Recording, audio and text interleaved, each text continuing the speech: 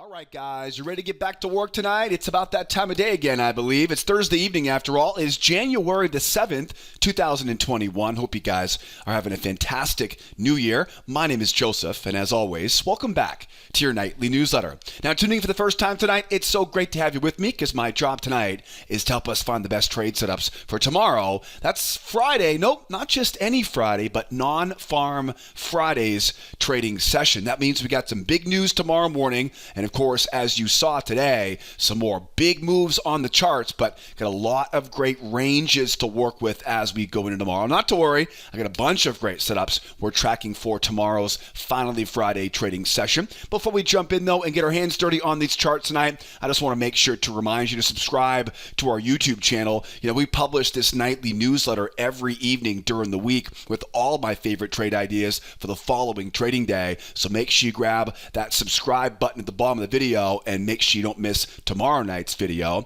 And of course, as always, if you got any questions for me tonight, drop those questions in the comment section for me. I'll get them answered as soon as possible. And you know, I always appreciate you guys tuning in every evening. If you're like me and you rely on this nightly newsletter to get your mind right and get those charts right, always appreciate you guys hitting that thumbs up button here for me on tonight's video newsletter. So again, make sure you subscribe. That way you don't miss our next video newsletter. Drop those questions if you got them, and thumbs up if you enjoy the video as much as I enjoy making it for you guys every evening on this video newsletter. But enough of the introduction. Time is ticking.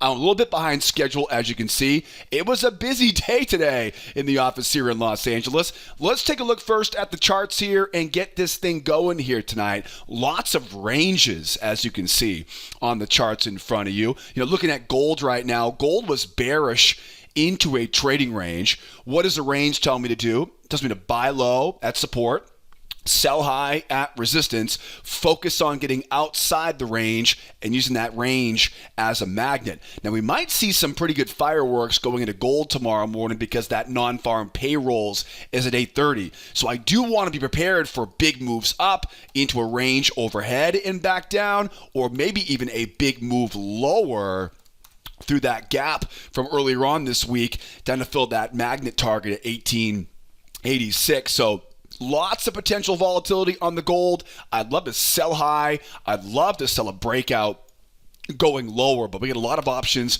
We'll talk about that obviously tonight in this video. Over on the oil is also a range-bound market. Very, very common to have ranges before we go into that big news tomorrow. It's a bull market, though, on the oil into a trading range. Now, what is interesting about oil is actually a triangle. Triangles are a little bit different than your typical rectangles. I actually would rather trade a triangle because triangles tell you exactly where to be looking for your entries. So we have a pretty easy job tomorrow. Got my levels of support to buy low, got my levels of resistance to, of course, sell high. I'll tell you right now, there is a wide open space, though, up above that 5122 resistance we talked about in last night's newsletter.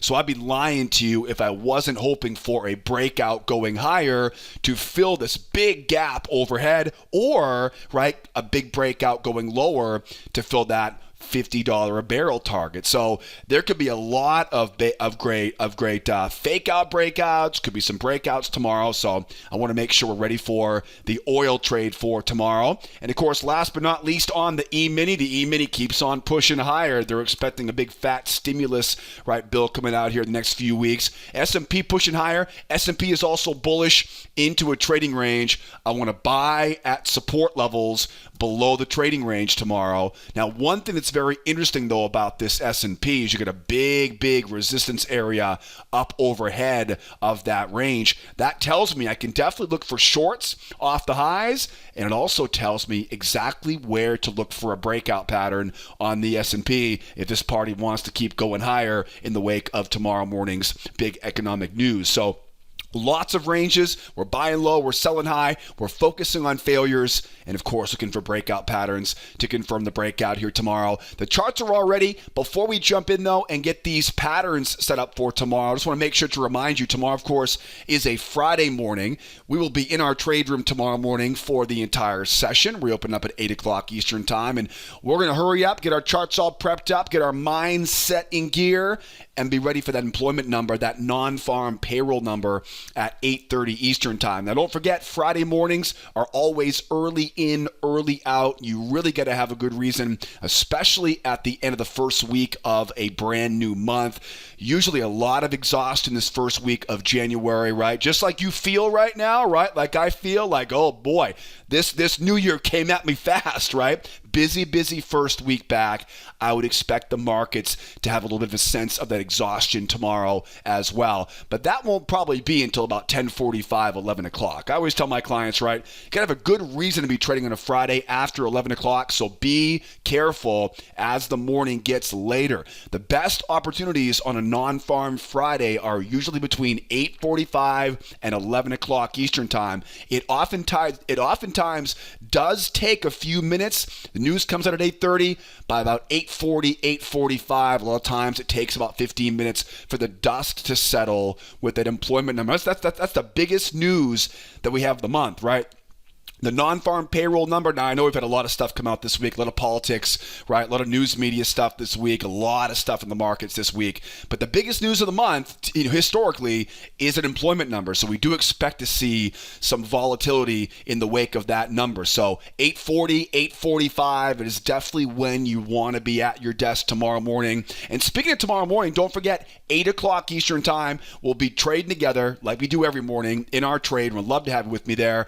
Grab the link for the trade room tomorrow morning. You got to be a member. Grab the information. It's in the description of this YouTube video. Don't miss tomorrow morning's trading session. We've had a great week so far in the trade room. I look forward to seeing you there right there with me. So grab that link to get registered in the description of this YouTube video. Or if you're in the blog right now, right, grab that big button below this video tonight on the trading blog. Back to the charts here as we go into it. Got the E-minis, got the crude, and of course, got the gold here on our radar. Let's start first with the E-mini S&P here this afternoon as we finish up the day here on the video newsletter. What's the key takeaway right now on the E-minis? Well, we know we're bullish, right? That is for sure. The market just keeps on holding these lows and keeps on pushing higher, assuming there'll be a stimulus package coming here soon, right, from the White House or in the new incoming president, Biden here as he gets inaugurated in January. We assume that transition will lead to a big fat stimulus bill, right, coming out, and that of course is what's really prompting this big rally here. Now, of course, that bull market, you'll notice when all the way up, right, hits the big round number and pretty much puts it in park, right, around that big round number. This is a bull market. It's into a trading range. Anytime I see a bull market into a range like this, I always know find levels of support below the range, right? And look for opportunities to buy support levels below the range. Now, what is interesting here for tomorrow is obviously we have that big non-farm payroll news at 8:30 Eastern time. So breakouts are highly likely. These ranges will most likely not survive tomorrow's trading session. We'll eventually probably get a breakout of this trading range. So what I want to do tonight is I want to make sure you guys know how to trade. Really when I look at ranges, there are usually three types of pullbacks, right? Three types of pullbacks that you want to kind of be ready for. One would be a relatively shallow pullback, right? Shallow pullbacks, of course, are looking for traps, right? The other one would be a more of a deeper pullback, right? Deeper pullbacks are where you look for failures, right? So seller failure patterns. And then, of course, the third type of pullback is the reversal, right? It's that strong move down. They hold that pullback and they jump off the moving average, mark the low, mark the high, right? And what do we call those? We call those 1, 2, 3 reversals, right? 1, 2, 3 reversal patterns. We can sell off the high. So those are kind of the three basic types of, again, pullbacks. I realize one of them is a reversal or a breakout, but this is what you want to be ready for right here for tomorrow. So you'll notice I found my support zones, right? Prior swing there. I found my buy zones down here. This is basically using this little tiny range, right, to formulate those buy zones. I've also got that that 74 and 3/4 area, right? That's a big support level. In fact, you really could extend this buy zone even down into that 74 and 3/4 area. So let's talk about, right? What if we get the pullback here on the S&P? Everybody would love a pullback here on the S&P right now. Well, you'll notice, right? Kind of the minimum pullback I would want would be that 86.5, right? 86.5. We'll call that 86.5 there. The problem we have at that point, though, is the top of this range is still going to act as a magnet. Now, I'll be honest, this is probably not the most likely of scenarios, because as we go into non-farms tomorrow, we usually see the markets, maybe not this time around, but usually the evening before non-farm payrolls is relatively quiet, and then we see these breakouts right around the non-farm payroll news. But let's just say, for example, right, we get just down around that 86.5 area, and then we start to pull back. The problem is, at this point, I don't want to get in too close to that range. So the best way to buy low, below a range on a shallow pullback, is to let the bears try a couple times, but more importantly, focus on a trap entry, right? Traps are, of course, my favorite type of entry pattern to avoid buying high, in this case, or selling low. So again, if it's a shallow pullback, right, think about trap entries there. Now, if we get a much deeper pullback now, for example, if the market rolls over, right, and runs lower here now we have a situation that's a much different scenario. Now we're not so worried about buying high, but now we have that rotation coming off the top of that range. Anytime we have rotation off the high and we get those strong runs lower, that's going to feel like a reversal. It's not going to be a reversal yet until they can hold the next pullback, but it's going to feel like one. And because of that, I want to be patient, and I want to let the bears try a couple times here. Let them try once, let them try twice. Once I can get those bears trying once, trying twice here. Now remember, this is all because of that rotation above the high, right? There's a very different scenario. Let's say, for example, we go down, we go back up, right? And then we come back down. That'll be a different scenario. We'll have to watch that for tomorrow. But if the market rolls over and runs lower here, it's going to feel very bearish as it rolls off of that high. And the best way I know to trade that is to give the give the sellers a couple shots to sell it once, to sell it twice. I like to look for little trend lines, right, coming off of that low. These are failure patterns, right? So seller failure patterns. I can buy off the trend line. I can buy into stop losses. I want to use that failure pattern, right? No need for a trap, but a failure pattern, right, to give those sellers the benefit of the doubt, and then use that range as a magnet. Again, buying at support levels below the trading range. Now, the next plan is what if this market rolls over and those sellers, right, they hold the pullback? Now, what's that called? Yeah, that's called a 1-2-3 reversal, a 1-2-3 breakout pattern. The bottom line is, once those bears hold the pullback and jump off the moving average, we have the bears in control. I'm going to mark up that low. And what I'll do is I'll look at around these highs up here, and I'll look for a chance to kind of find what I call a hidden channel, right? It's usually a little bit ahead of that high. It's usually off those highs up there. We'll know more once we see it tomorrow.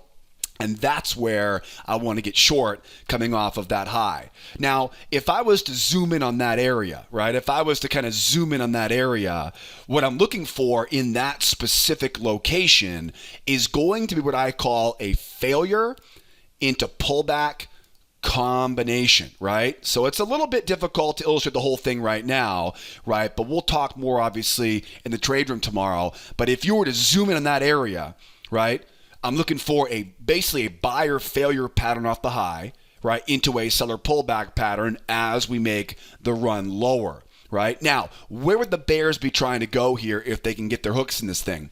They're going to want to go back down to those lows, right? A little bit of a range down there, down to that 37.42 area.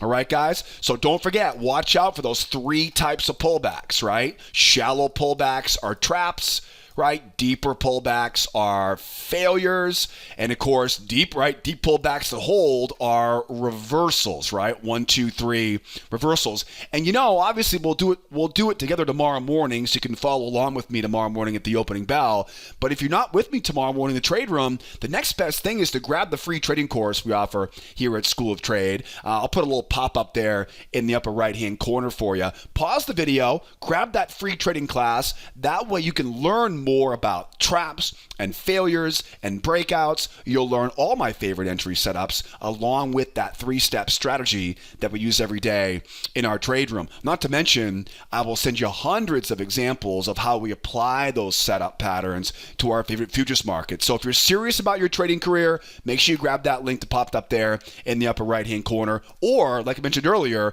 grab that link in the description.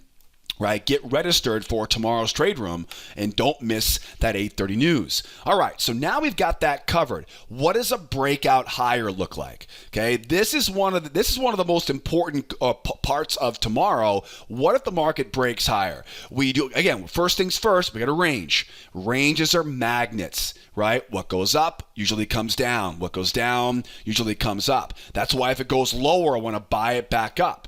Right? That's why if it goes higher, I can sell it back down again. But here's the problem. How do we sell when a market is bullish like this? We have to use a slightly more conservative entry pattern, which I call a nested failure. Now, don't forget, that measured move, by the way, that 3809, that is using that big leg up, right, from yesterday, right? So big leg up, 1 and 2. So that's where I'm getting that measured move from. It may be a little bit higher, right? It might be a little bit higher, but usually they're going to measure that impulse leg, and that's where that measured move will be. The reason why I mention this is because if we want to trade a breakout, I've got to make sure I can really get some strength, right, running through that measured move. So as the market goes higher here tomorrow, right, what's the plan here? Well, for example, to be a buyer, there are 2 types of breakout patterns I look for in a bull market. One is called a 1, 2, 3 breakout pattern, 1, 2, 3. Again, you'll notice 1, strong move up, 2, pull back to the moving average, 3 is a jump off the moving average. You'll notice we've seen some pullbacks, but they've yet to hold it. So I'm not going to buy the first pullback. That will be a very low probability trade. What I will do is I'll wait for that 1, 2, 3 jump. And I know it's not fun to watch go without you, right? But once you got that 1, 2, 3 breakout, mark up that high, mark up that hidden channel low, right? And look for, as I always say, the first test is the best test, right? And again, if you imagine zooming in on that, it's usually going to be a seller failure into a bullish pullback, right, combination, right? So imagine the market now pulling back the low of that channel, right? And imagine bears getting below the moving average, right? Trying to get short, can buy into those stop losses. Again, I'll show you a lot more real examples, right, of those on charts in that free trading class, right? So make sure you grab that and you'll see more about what those breakout patterns look like and what the entry setups look like. The second type of breakout pattern requires a lot of strength, right? This will probably happen in the wake of that news tomorrow, right? Doesn't look, we'll see. We'll see, right? I try not to speculate because, these days anything is possible. So if we do see a strong move higher, right? The market doesn't go up and pull back, right? It just rips higher. Now, the problem if the market rips higher here, especially into news, is that a lot of times it comes right back down again, right? So sometimes we get those pump and dumps, right, above those highs. So you don't want to just chase after it. What I've learned to do over the years to avoid chasing after it is I like to wait for what I call a 2-try breakout. And that is if we see a strong break higher, I look for it's usually a pretty shallow pullback, a higher high in price, and then that's your entry right below that low, right? We call these 2-try breakouts, right? It's a trap. Right? It's basically a trap pattern. Now remember, this will have to clear well above that measured move at 3809. It's very simple to see it when it happens though. Strong move up, shallow pullback, barely gets down to the moving average. Usually it barely misses it, right? And then a higher high in price. Because they missed that pullback to the moving average, that trap low is seen as a prime opportunities so buyers don't miss the next leg higher. So those are two breakout patterns that we're watching for. Now remember, we're at all-time highs right now, right? So there's not a lot up here, right? Besides, 4,000 that we really have to target. And because the news is tomorrow morning, I'm not going to waste your time with trying to put any projections up there because it'll be very emotional, and we'll just simply have to we'll look for a measured move if we get a breakout, but it's very difficult to tell how far those breakouts will go. Another very interesting setup I'm watching for is because we know we have a range acting as a magnet, and we know that measured move is overhead resistance. You'll notice here, I'm marking up that low trend line. I'm bringing it up around that high, and see all that lines up there? Okay, I mentioned this because if we can get a pop higher, and if I can get these buyers coming in and trying once and trying twice, I can now look for that crown reversal pattern to get short off the high. Now, there aren't always, reversal patterns. Keep in mind, reversal patterns are not the most reliable because they're counter trend. But if you can find a point of exhaustion, this would definitely be an exhaustion area overhead, some major resistance, got the range acting as a magnet. The key, though, is, like I always tell my clients in the trade room, usually these crown reversal patterns, they take a little bit longer than you think they will. They're not going to set up in only a few minutes, right? They'll take 20, 30 minutes to set up. But once you get that strong jump up, they hold the measured move. Buyers try to hit it. They fail. Lower low in price. Buyers try again. If I can get that trap high, even better.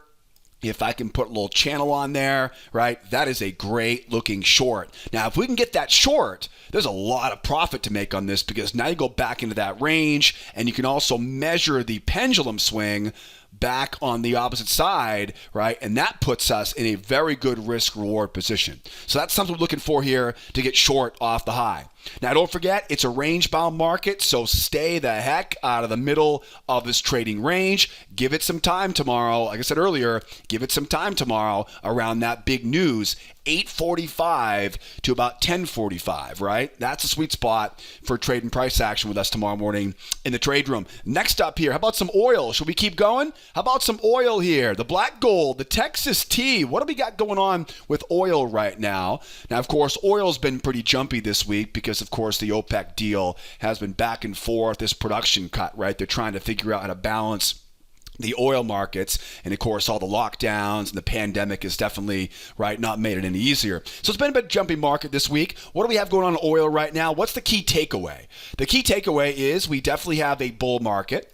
The market, obviously you can see here, we got kind of like a 1, 2, 3 reversal. The bears drew it up, right? And you can see they definitely looked for that short off the high, but the bears were unable to do anything with it. And if you look at this in terms of this is today's trading range, it's just basically one big triangle, right? That's all it is. So it's a bull market. It's a range-bound market, but more importantly, it's a bull market with lower highs and higher lows, right? Not quite the same as your normal rectangle, right? Like we're seeing right now on the S&P. Now, why do I mention that? I mention this because if you were to, look at this almost like, right, like that, right? Kind of shave that area in. Now, most important part about a triangle, it's a range, right? So we know the range itself acts as a magnet. That's the first thing. We know the buyers have the edge because they were in control before the trading range. I mentioned earlier, though, that I like triangles because they tell you exactly where to look, and they do. It's usually around the edges of that triangle, right? So the kind of the edge of the triangle there, and of course the edge of the triangle right up there. So here's what you want to remember. Everything on the inside of this is noise, right? It's going to be a little bit grindy, a little bit choppy. There's no new chart territory to explore inside this area, right? What you want to do is you want to get down to those lows, buy it back up in the magnet, get up around these highs, right? And sell it back down. Again, use that range as your magnet and stay out of the middle. You'll also notice too, just like on the S&P, I'm taking this trend line and projecting it higher.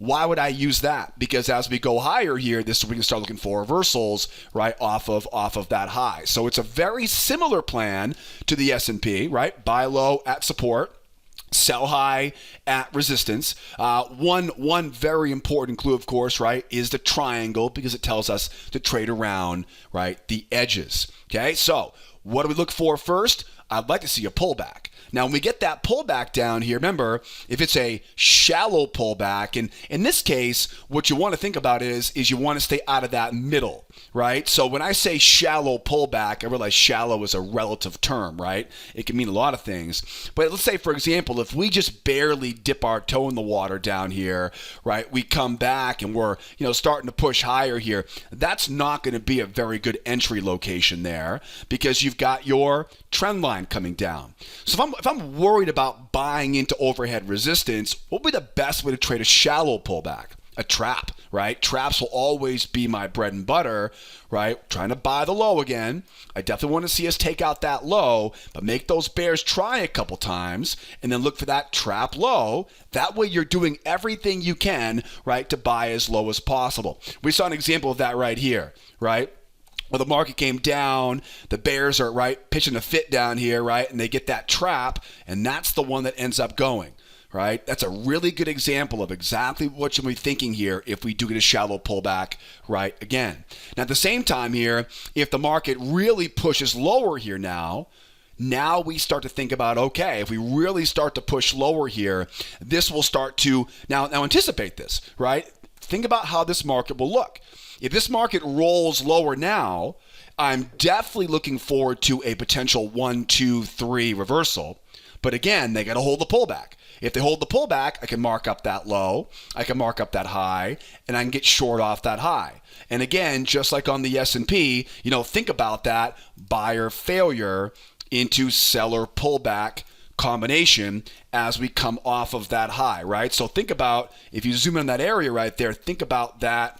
Again, we call them buyer failure patterns and pullbacks as we come off the top of that channel. Again, I talk a lot more detail about those entry patterns in the free trading course, right? I'll do my best here this evening, but if you want a deeper dive into all the patterns, make sure you grab the link in the upper right-hand corner there. Okay, so if it does get a reversal, right, we'll grab that. But if it doesn't, right, if we do get underneath this low here now, think about what this market will feel like, right? We'll have come over. We will have rolled over now. This is going to feel like a really bear market, right? It will. It'll feel very bearish if it rolls over, right? So a shallow pullback looking for traps, but if it really rolls over here, I can still buy it, but I want to make sure, again, I give those bears the benefit of the doubt. Let them try once, let them try twice. I like to go in and draw a trend line off that high and try to find a hidden channel off of that low. If we get one of these scenarios where the market runs lower and goes once and then comes back up again, do not chase that move, right? What to do is look for a trap off of that low, right, to avoid buying too high. Or if we get lucky, we'll get my favorite, which is where, of course, it'll come over. I'll draw a trend line there, a trend line here, and that's where I love these ones. These are one of my favorites. You know me. I'm not trying to pick the bottom, right? I'm not in the business of picking bottoms. Picking bottoms gives you a handful of you-know-what. What you want is you want to try to wait for those bears to commit. Because for all I know, right, they may take this thing back down to that 50, back down to that low. But once we get bears trying a couple times here, find a level of support, either a trap or a trend line, and rip it right back higher again. Target, of course, is back up into the range. Target, of course, is measure the low, measure the high, and that gives you a beautiful runner target, right, as we go. So, again, without sounding like a broken record here, 3 types of pullbacks, right, ahead of the non-farm payroll news tomorrow. We're going to stay away from the middle, obviously, right? Stay away from that middle. And then what's a breakout look like?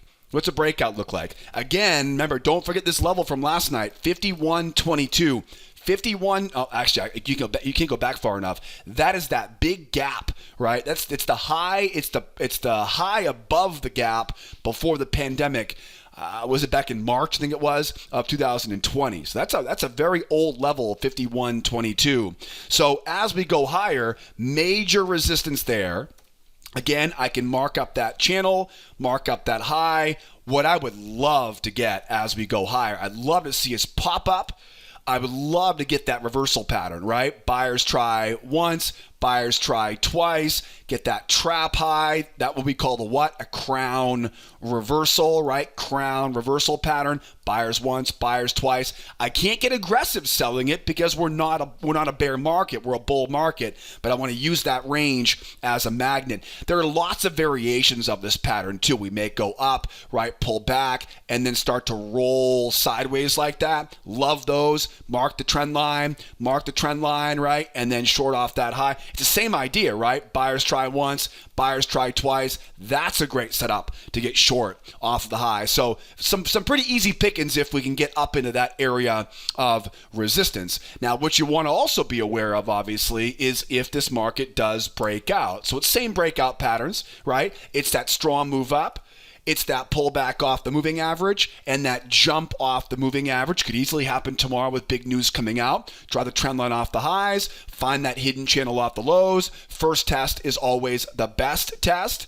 And again, think about that, right? Think about that seller failure into bullish pullback combination as we come off of that low. You can learn more about these entry setups in the free trading course. Or if the market really rips higher here, right? If it really races higher, don't chase it. I know it's very difficult not to, but you got to keep discipline on that. Don't chase it. Wait for that pullback. A lot of times it'll jump up, it'll try and fail, right? So you don't want to chase after those big moves. But once they get that higher high in price, right? Once you get that strong move up, that shallow pullback, that higher high, now you know there's a good chance you're going to see a lot of buyers coming in right below that low. And as always, I'm always trying to add more reliability by finding those hidden channels. Draw it off the high, off that low. That is a fantastic breakout pattern as we go higher. Now remember, there's not a lot up overhead here. I think the next level, 53.5 is way up top. There's a ton of open sky ahead of us here. So we'll see what happens if we get the breakout here.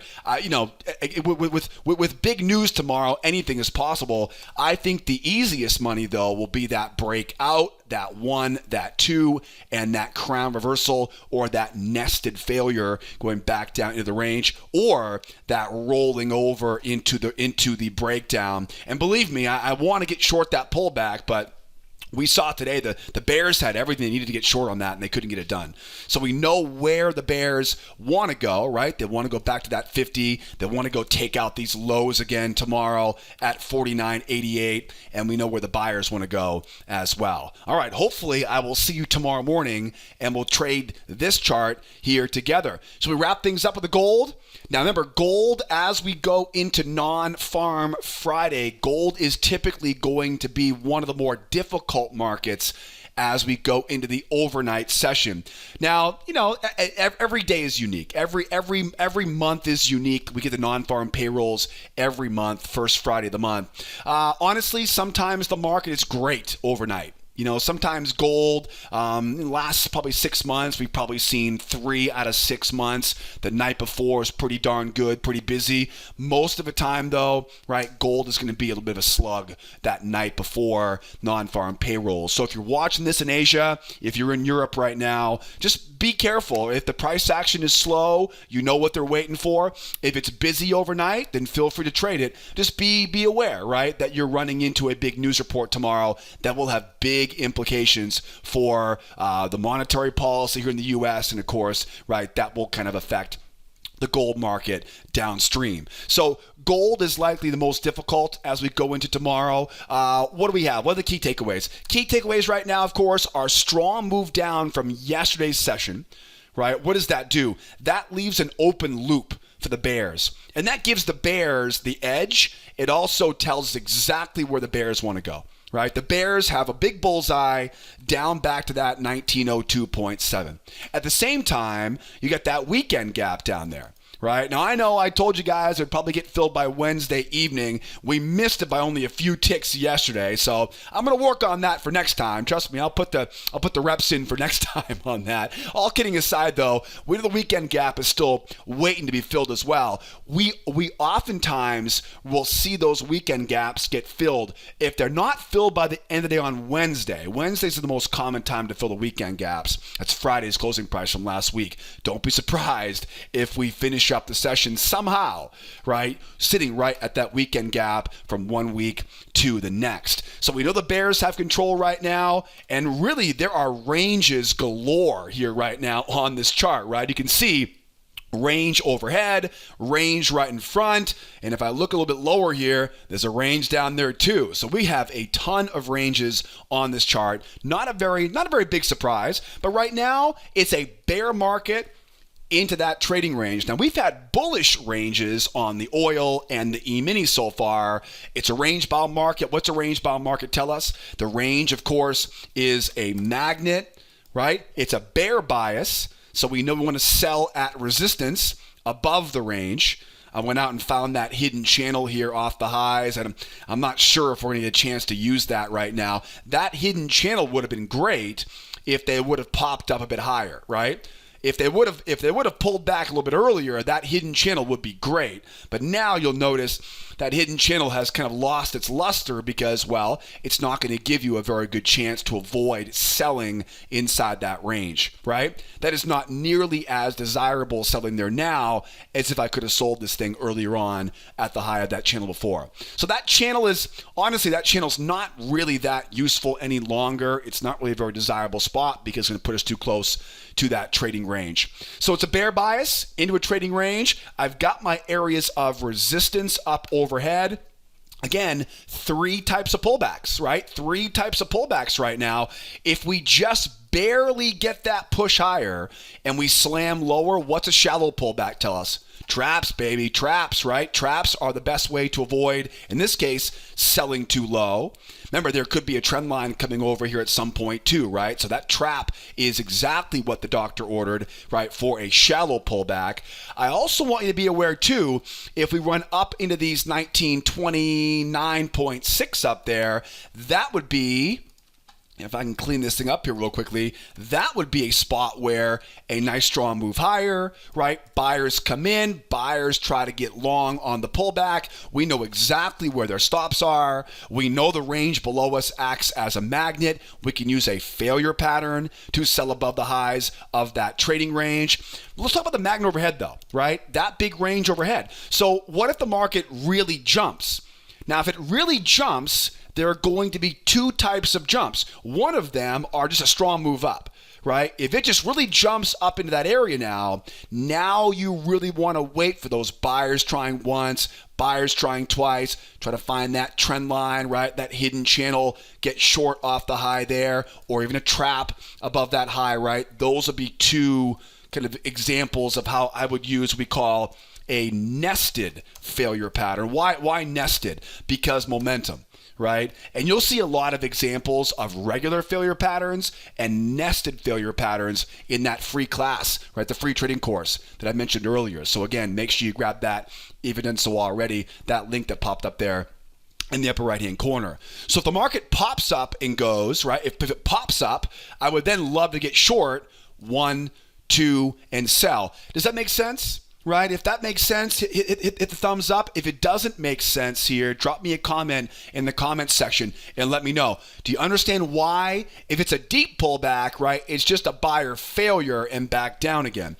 But if it's a really, really strong shot, now that range will be a magnet. Now we let them once, twice, right? And again, always want to try to sell at resistance, right? Does that make sense? If it does, hit the thumbs up for me. If not, drop that question, say, give me some more details, and I'll answer more in the comment section below. Now, another variation of this, the third type of pullback, would be that 1, 2, and go, right? That 1, 2, go. Now remember, whenever you get that 1, 2, 3 reversal, it really has to jump off the moving average. You can see, right? It's not enough to get a strong move off the low. You got to hold it and go.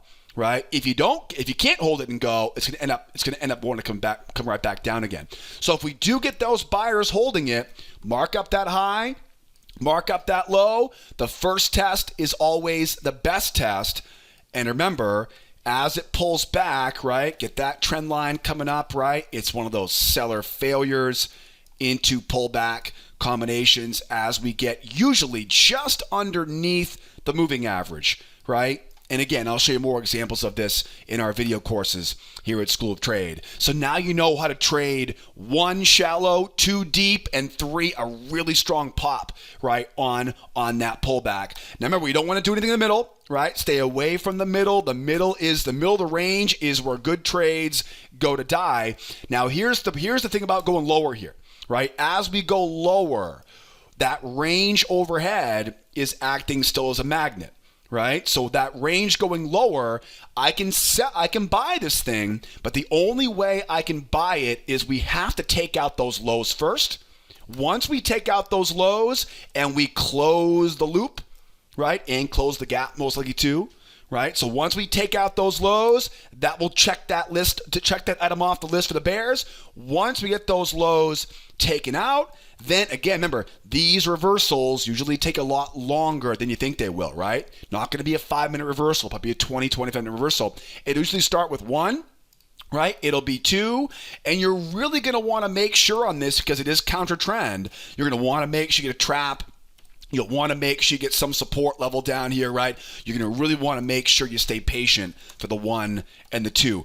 One big thing about reversals is you have to you want to see what I call separation and significance. So in other words, you want to see 2 clear tries, right? You don't want to come down and go, okay, there's 1, there's 2. You should not need a magnifying glass to see that pattern, right? Because that's probably just 1 try, right? So just be aware of that. I know there's a lot of nuance to this, guys. This is the way day trading works. There's a lot of gray area to it, and so I want to make sure you guys are ready for that. So no micro reversals, right? Wait for the major reversals. And then obviously, if it can go lower, if they can hold that pullback and they can jump, which they couldn't do it here, they couldn't do it there, a strong move down is not enough yet. Got to hold the pullback and go. Then what I can do is I can mark up, you got it, my new hidden channel. Right now, I'm not even drawing this correctly here. You're going to want to see a real strong jump off that low. Really push through that low here. Get that channel. Again, the best hidden channels are usually going to come off some high up here. They won't be off that high. They'll be off the big high. And that's usually where you get that little bit deeper pullback, and you can get short off the high from there. Where my target be?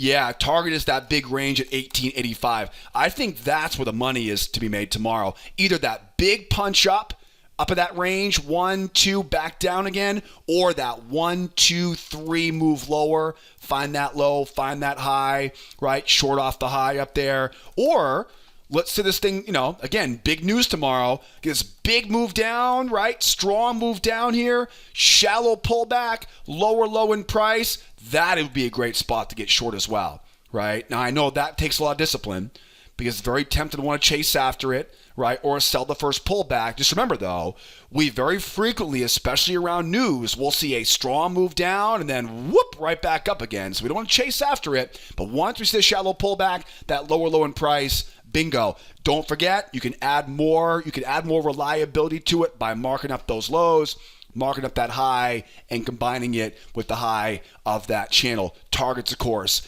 back down into that trading range. All right, guys. Boy, I think we've covered every base. We've left no rock unturned. I'm sure there'll be some crazy stuff that happens tomorrow, and so I'll make sure I'm on the ball with you guys tomorrow morning in our trade room.